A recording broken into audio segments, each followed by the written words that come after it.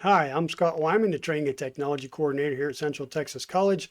This session is going to cover performance evaluations, writing performance evaluations. And while I'm going to look at the staff performance evaluation, the two forms are relatively the same with the exception of routing and a few key responsibilities. Okay. All right. So without further ado, let me move on to my slideshow. There it is, writing performance evaluations. And this falls under HR Policy 605 if you need more information about performance evaluations. So we start with the top of the form, and this is the employee information area. When you fill this out, you're going to enter the employee's ID number here in the ID field. Then you'll click the search button, right? You must click search to search for the employees' names. Once you click search, the form's going to reach out into the colleague database system and it's going to pull in their last name and first name. Then you'll select a campus, you'll enter a position title, you'll enter a department, you'll select an evaluation start date, and then you'll select an evaluation end date. So the beginning of the reporting period, the end of the reporting period. Traditionally, it's from the end of February to the beginning of March. All these fields so far have been required. The only field here in the beginning that's not required is the date administered. We wouldn't expect the originator to know the specific date that this will be administered, so you don't have to fill that in until it gets to the supervisor, the last step, okay? You'll select the type of evaluation. And then this red area down here, please pay attention to this. Only use this checkbox if you want to delete this form. And it only works for form originators before they submit it, or if it's returned to them, right? So if the supervisor initiates the form, submits it, it gets sent back for correction or whatever the case may be, and it's beyond correctable, which I'm not sure why that would be. Any of these forms can be corrected and updated if they're sent back, as long as you open them in your inbox and not your activity. You cannot change a form in your activity. It has to be in your inbox. But if for some reason you can't resubmit this form and you want to get it out of your inbox, you can click this checkbox, then click the submit button, and it'll throw the form in the trash. So again, only for form originators and only if you want to delete this form. All right, the next section of the form is key responsibilities. And these key responsibilities are taken from the essential job functions in the individual's job description. Where do you get these? Well, let me get to that in a sec. On the form, there is one blank field with one rating field. You'll take the first essential function and put it in here. Then you click the add blank row. You'll put the second essential function in the next field. Then you click add blank row and you put the third one and then add blank and then the fourth one and add blank and add the fifth one. You can add up to 10 key fields. If there are more than 10, then you're going to have to combine a couple that will receive the same rating. So you'll get these essential job functions from the NeoEd, and that is our new applicant tracking program. So let me just show you how to find that. Here's a little, you log into NeoEd and you'll go to recruiting and then you click on job description and then you come down here and you search for either a position code if you know the position code, or you can type in a job title. So let me show you. All right, here is me logged into NeoEd. I know I'm logged in because there's a D up here in the top right-hand corner. So I'm going to go to this employee links area. And I'm going to scroll down just a little bit until I see NeoEd applicant tracking. Click that link. And it opens NeoEd for you. Again, I know I'm logged in because there's my initials and there's my name, right? So I'm going to click on the recruiting tab up here in the top left. Then here towards the center, I'm going to click on job description. And then down here, I'm going to do by job title because that's the easiest way I know. I'm just going to put training in here. I use myself as the example. There is my job description. So I click on that. It opens it up, and here are my essential functions. So I take each one of these essential functions and put it in its own individual field on that evaluation form. I just happen to have 10 essential functions. Each one will go in its own field. You wouldn't have to combine any for mine, okay? Make sense? Any questions? If you have any questions on this NeoEd, or if you can't get logged into NeoEd for whatever reason, give Shelly Gonzalez a call. Her phone number's here. Her email is also here. Just in case she doesn't answer, you can send her an email. She's also on Teams. You can look for her on Teams. Okay, so back to our slides. Moving on. After you get all the key responsibilities entered in, then you're going to move down to the college competencies area. These college competencies are the same for everybody. You cannot change these fields. All you can do is choose a rating. Good, needs improvement, or NA. If the person hasn't been here very long, there may be a competency that you don't feel comfortable evaluating them on yet. But I would say if an employee's been here for a full year, then you can evaluate them on all of these. You must evaluate them on all of these. And here are the two at the bottom that I mentioned earlier. You must have EEO training complete, and they must have cybersecurity training complete. This is an area where the wording may be a little bit different for faculty, but they're essentially the same, okay? All right, so on the forms, it's going to be the supervisors who recommend employees for a step increase or don't recommend them for a step increase. Know that giving a recommendation for a step increase is not a guarantee for a step increase. Make sure your folks know that. Just because I'm recommending you for a step increase is not a guarantee that you're going to get an increase. It's all dependent on how things are going, okay? Like I said a few minutes ago, you must be current on EEO and cybersecurity training. A lack of completion of either of these mandatory trainings will require a performance improvement plan. Also keep in mind that there is no direct tie to compensation. However, continued employment will depend on your evaluations. All right, on the form, we have an area for supervisor comments and second level supervisor comments. Supervisor comments must be completed and entered into this form prior to this form going to the employee for their review. Here you'll see is where you recommend for a step increase, and this will either be a yes or no. You'll decide or not decide, but you'll indicate whether or not they are on a current improvement plan. And then for second level supervisor, if there's a second level supervisor, they have an option to concur or not concur. And then the second level supervisor can put their comments in here, but second level comments are not required.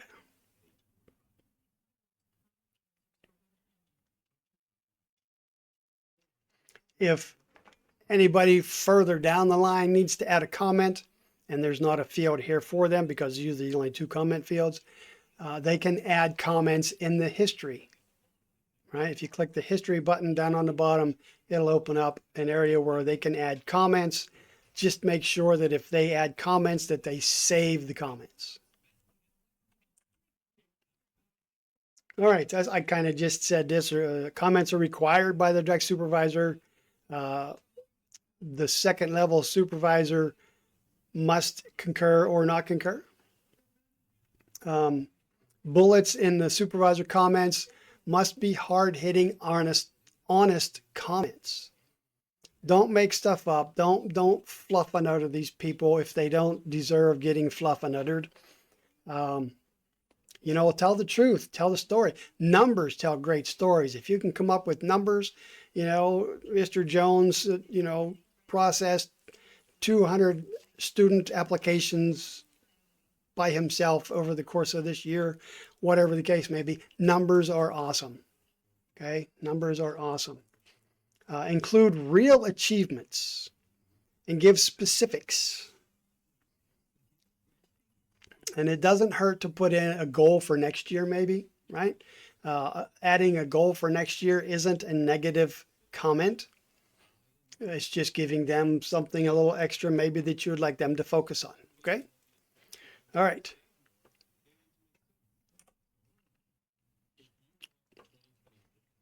This is what I mentioned earlier. Recommendation for step increase should be based on the employee's performance. Don't just give it to them because they work here. If you don't think they deserve a step increase, then don't recommend them for a step increase. Generally, if an employee meets all expectations, or at least the majority of the expectations in the evaluation area, then they should get a yes that you recommend them for a step increase.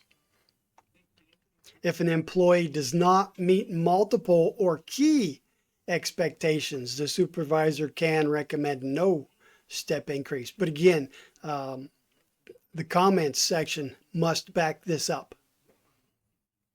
If they're all gold and fluff and uttered in the comment section, and then you say, no, I don't recommend them for a step increase, they don't match. Your comments and the recommendation have to match.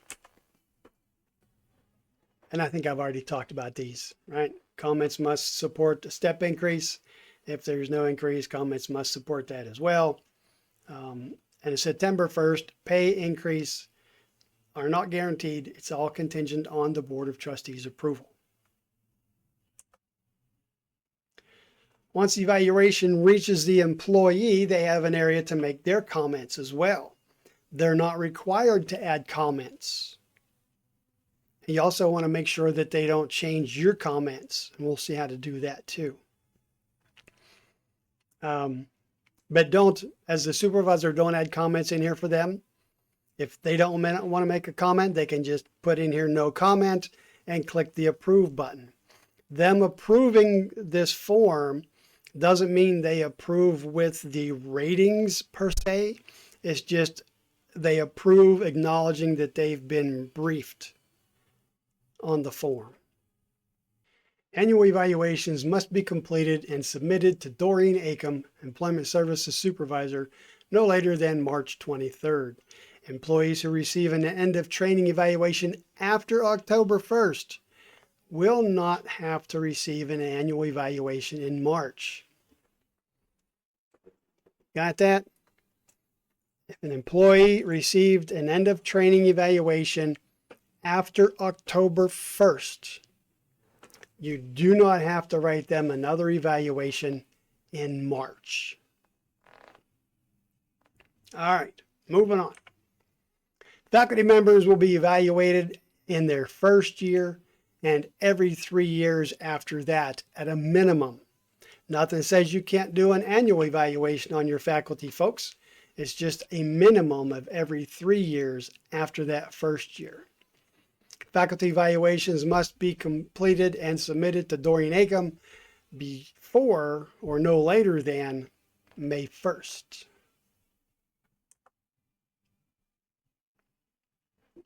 Employees newly hired after March 1st will not be eligible for the 9-1 step increase if a 9-1 step increase is given. Employees must receive a performance evaluation with a step increase recommendation or meet PIP expectations by June 30th to be eligible for the 9-1 step increase, if a 9-1 step increase is approved. All right, for end of training, the performance evaluations for the hourly folks, they're eligible for an end of training rate increase. However, if no increase is recommended, then the employee must successfully complete or meet the expectations of their performance improvement plan to receive the end of training increase. If no increase recommendation or a successful PIP by June 30th, then the employee will not be eligible for the 9-1 step increase if there is a 9-1 step increase. Again, it's not guaranteed. All right, so this is part of the end of training PSF that will be filled out. And this just is the exempt for exempt employees. They're going to enter NA in this because exempt employees don't get an end of training pay increase. So for our non-exempt folks, you'll just put in their education level, how many years of experience they have, and that will help determine what their end of training pay increase will be. End of training PSS for all hourly employees is initiated by Employment Services. Shelly Gonzalez shall take care of that, and they'll be sent to the supervisor. The supervisor will then send it to the employee. For salaried employees, it will be initiated by the department. Okay, hourly folks, end of training PSF is initiated by Shelly. For salaried employees or non-exempt, or for exempt employees, those are initiated by the departments. Make sure that you enter in the comments evaluation submitted on, and then whatever day or date you submitted the evaluation. If you didn't submit the evaluation, you're not going to get a completed PSF. So make sure that you submit an end of training evaluation before you send this PSF through. A few evaluation do's and don'ts. Number one, be honest. I think I mentioned some of this earlier. Make sure your employees know if something happened negatively. Let them know when it happens. They shouldn't be surprised by their evaluation. They shouldn't go in there expecting that they're all walking on water and made of gold, only to find out that they have 8 out of 10 needs improvements. You have to let them know at the time an incident occurs. The evaluation is not used as a disciplinary tool. And then make sure you provide evaluation for the entire year or training period. If they have 1 or 2 mess ups in 1 month, that shouldn't change their entire evaluation. Okay, you're evaluating them for the entire evaluation period, not just that 1 month where they may have done something wrong. Don't embellish or sugarcoat the comments that you add. And then there, don't surprise them with negative feedback at time of the evaluation. If they're going to get negative feedback in their evaluation, they should have already been notified of that. All right, let's talk performance improvement plan for just a bit. The PIP form is not available in eTrieve. This is a PDF form that can be available from the EEO department. Give Jackie Thomas a call and she'll set you up with the form as well as some guidance on how to use the form. This is kind of what the form looks like. It's got some stuff filled in here. One thing to remember with this is for every needs improvement, there must be a performance improvement plan. For every needs improvement on the evaluation, there must be a separate performance improvement plan. So on the performance improvement plan, you'll put in the key responsibility or core competency that was not met. You'll put in here what success looks like. What should they do to make this better? Recommended activities, actions, and experiences. What kind of information or what kind of help can they get for this? What are the available resources? You'll put in the start date. You'll put in how often you want them to check in, or how often, I guess a better way to say it is how often you're going to check in with them, because this is you helping your employee correct that needs improvement. It's not a here you screwed up and now your hands off. It's not the way this works. So you put your check-in date, how often. chances are it'll be more than just one date. So you could put daily or weekly or bi-monthly or semi-monthly or monthly, whatever you want to put in there. But make sure you follow up on those dates. And then you can put in the target finish date, not the actual date because you don't know that yet, but the target finish date. Well, I expect if you follow this guidance and take the assistance that's given to you, you should be done by whenever. You put that date in here, and then when they do finally finish, you'll put in the actual finish date here. In this area here, you'll put in how you're going to measure their success.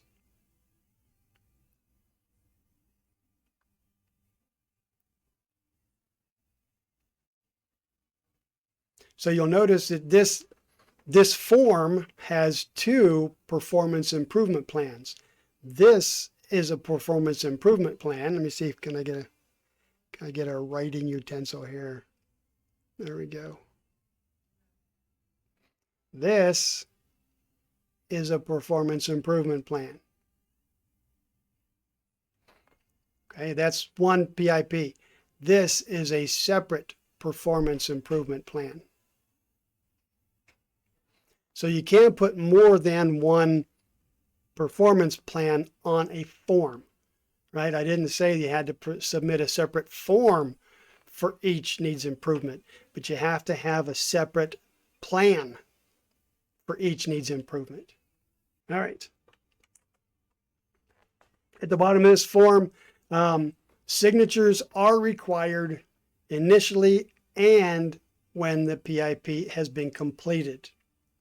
So you'll put the employee signature here and the date, the supervisor's signature here and the date for when it started, and then this will be the plan has been met, yes, and then you'll both sign and date it again. And then you'll put down here the employee successfully completed improvement plan prior to June 30th and is eligible for step increase, yes or no, because that's what this is up here. Employee eligible for 9-1 step increase if the plan is completed by June 30th. So that's part of the form.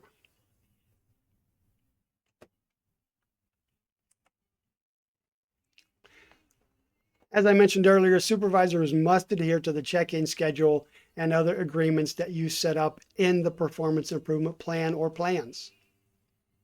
It's the supervisor's responsibility to track the employee's actual success or failure. Once you've got the initial PIP set up, send a copy to Jackie, and then once you've completed the PIP, send a copy of the completed PIP to Jackie. Failure to complete and submit PIPs will be reported to your respective vice chancellor. All right, so when you conduct the actual meeting, you're getting your employee in to do the briefing of the evaluation. Always begin with some positive feedback. Never jump right into negative. You screwed this up, you screwed that up. Always start with some positive feedback. Even if it's just, hey, thanks for being here. I appreciate you coming to work. I appreciate you doing your best.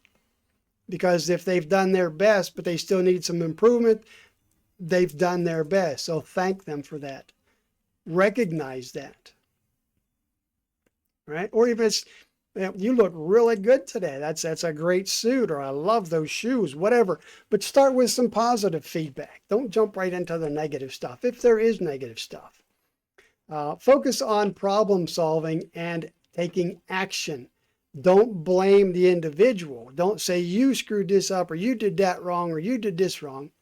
Focus on problem solving. Okay, so this particular task wasn't met. Right? That's not saying you screwed up. It's saying this particular task wasn't met. Here's what we can do to make it better. Right? So if there's negative stuff, ease into it and don't blame the individual. Thoroughly discuss the performance improvement plan so that they understand what they need to do to correct that needs improvement. Avoid discussing motivation and personal issues.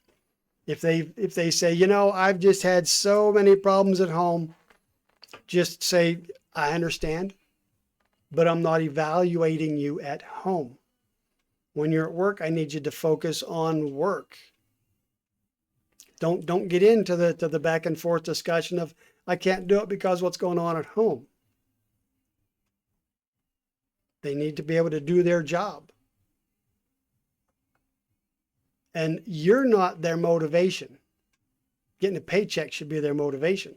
They should be able to motivate themselves to get up and come to work and do what's required of them. You can let them discuss their feelings and reactions to the evaluation. But again, don't get into the personal feelings. Well, I feel like I'm being attacked and whatever. Let's focus on what went right, what went wrong, and how we can fix it. And then actively listen as they're discussing. They may truly be having difficulties with part of the job.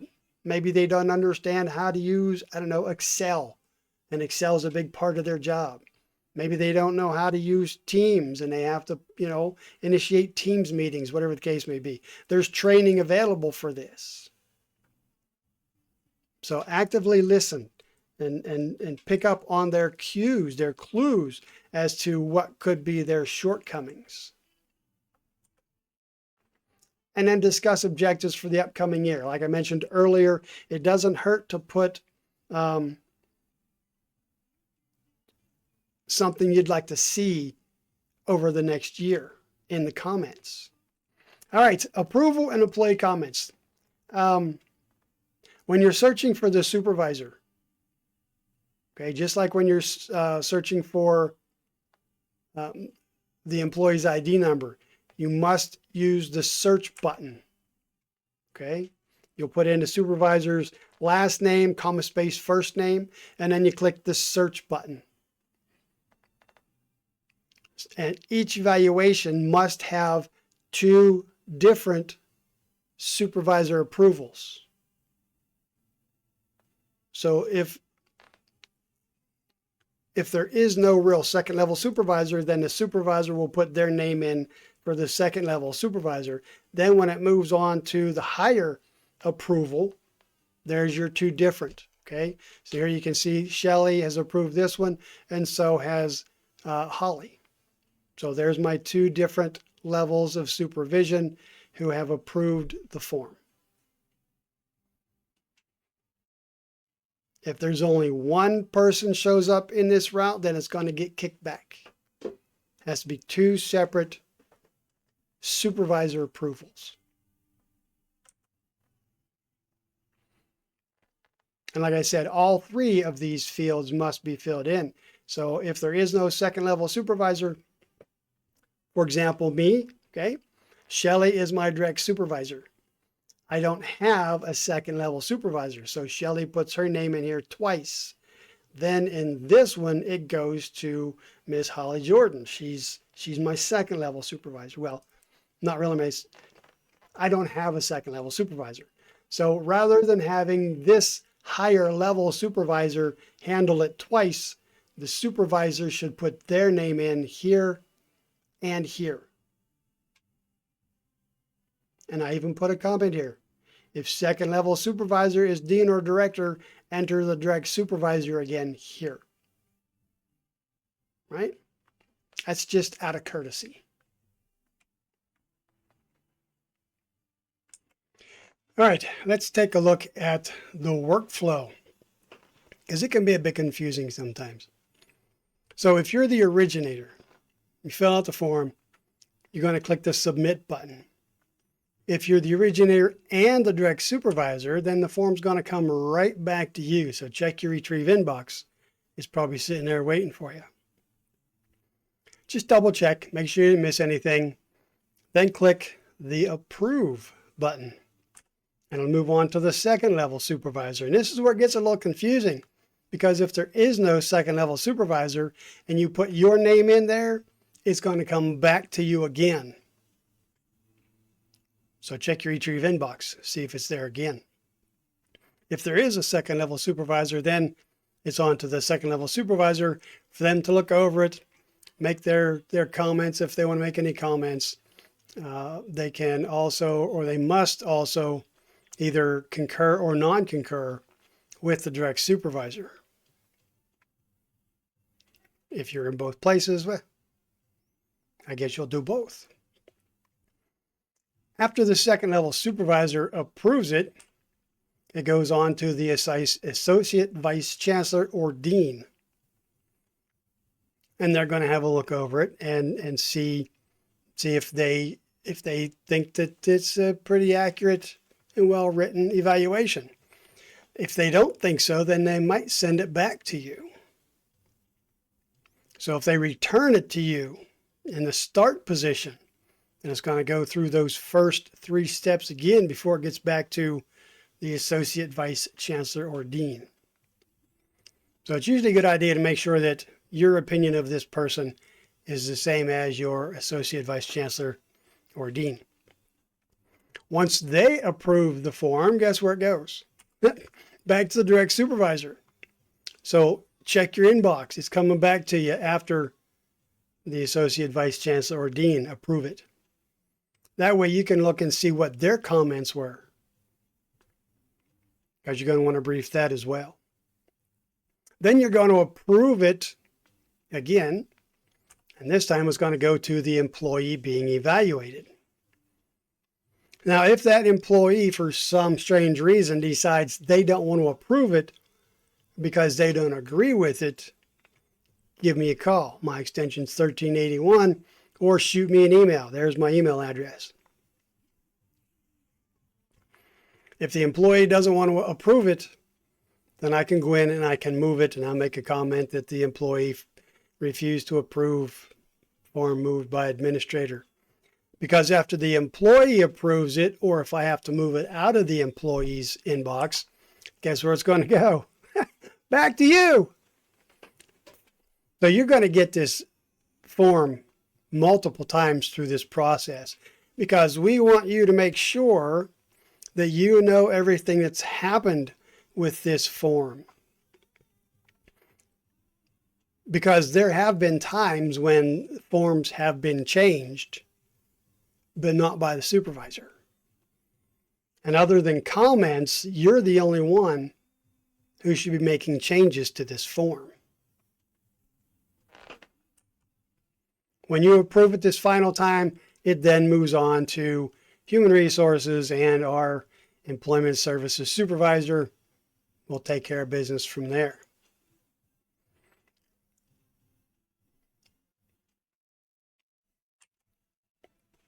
Now, if you think there's a possibility that a change was made to this form, but you didn't make it, there is a way for you to go in and look and see.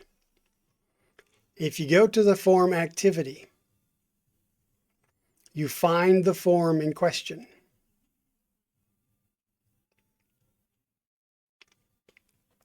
On that form, you'll see the history. There's a package history, and there's an audit history.